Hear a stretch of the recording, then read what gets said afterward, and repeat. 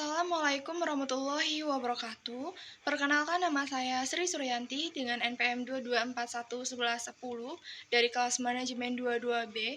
Pada kesempatan kali ini saya akan menjelaskan beberapa materi mengenai konsep dasar dalam manajemen pemasaran. Apa sih yang dimaksud dengan pemasaran?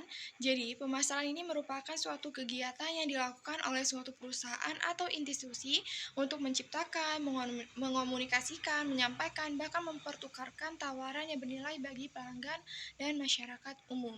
Nah, tujuan utama dari pemasaran adalah untuk memperkenalkan produk ke masyarakat, mencapai target penjualan, memastikan kepuasan konsumen, bahkan menciptakan strategi yang berkelanjutan untuk produk yang mereka pasarkan.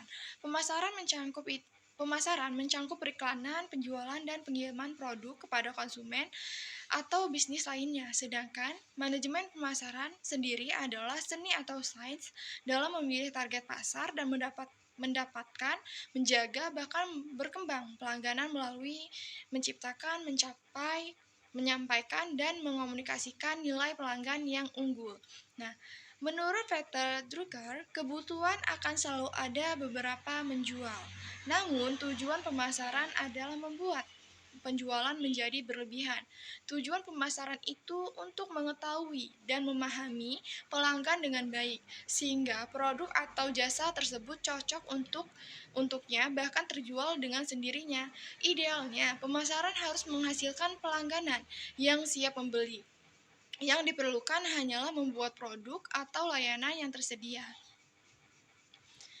Selanjutnya ada tujuan pemasaran. Jadi, tujuan pemasaran sangatlah penting bagi suatu perusahaan dan institusi karena mempengaruhi keberhasilan dan pertumbuhan bisnis di antaranya. Pertama itu untuk memperkenalkan produk. Pemasaran adalah cara untuk memberikan suatu produk kepada masyarakat dan membantu mereka memahami manfaat dan keuntungan yang ada di dalamnya. Kedua, untuk mencapai target penjualan. Jadi, tujuan pemasaran harus sesuai dengan target penjualan yang ditetapkan oleh perusahaannya, sehingga bisa memastikan bahwa produk atau jasa yang ditawarkan mencapai kebutuhan pasar. Ketiga, memastikan suatu kepuasan konsumen, seperti pemasaran harus memastikan bahwa produk atau jasa yang diberikan kepada konsumen memenuhi harapan dan kebutuhan mereka, sehingga mereka tetap puas dengan produk atau jasa yang dipasarkan. Nah, keempat itu menciptakan suatu strategi lanjutan. Jadi, dalam pemasaran membantu perusahaan mengidentifikasi tren pasar, perubahan kebutuhan konsumen, bahkan situasi ekonomi, sehingga memungkinkan perusahaan untuk mengembangkan suatu produk baru atau mengubah strategi penjualan yang ada.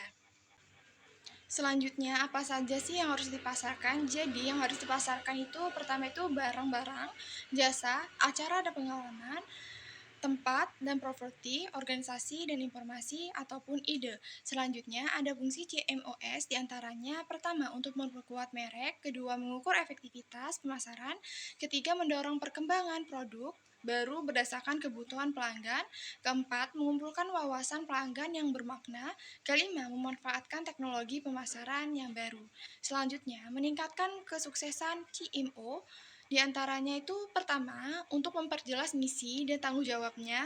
Kedua, sesuaikan peran dengan budaya dan struktur pemasaran. Ketiga, pastikan CMO compatible dengan CEO.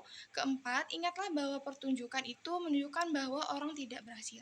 Kelima, cocokkanlah kepribadian dengan tipe CMO. Keenam, menjadikan manajer ini sebagai pahlawan pemasaran. Ketujuh, menyusup ke organisasi ini. Kedelapan, membutuhkan keterampilan otak kanan dan otak kiri. Selanjutnya, ada konsep pemasaran inti. Jadi, konsep pemasaran inti ini merupakan ide atau prinsip dasar yang membentuk dasar praktik pemasaran modern. Konsep ini memberikan kerangka kerja untuk memahami perilaku suatu konsumen dan proses pemasaran, dan sangat penting untuk mengembangkan bahkan menerapkan strategi pemasaran yang efektif. Nah, salah satunya konsep pemasaran inti yang paling penting adalah bauran pemasaran. Nah, sering juga kita kenal sebagai 4PS. Ini mengacu pada 4 elemen kunci dari pemasaran.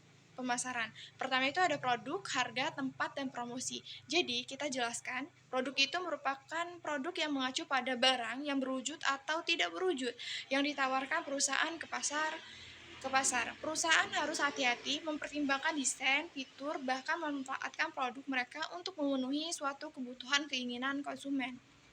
Kedua, ada harga.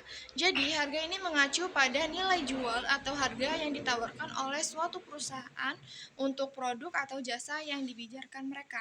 Nah, harga harus sesuai dengan persepsi konsumen tentang nilai produk dan memungkinkan perusahaan untuk bertahan saat pasar yang kompetitif. Ketiga, itu ada tempat.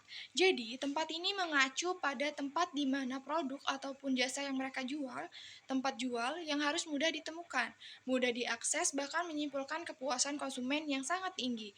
Keempat, ada promosi. Jadi, promosi ini mengacu pada kegiatan yang dilakukan untuk meningkatkan visibilitas produk ataupun jasa dan menarik minat konsumen.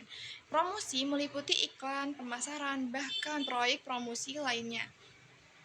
Selanjutnya itu ada kemampuan konsumen baru.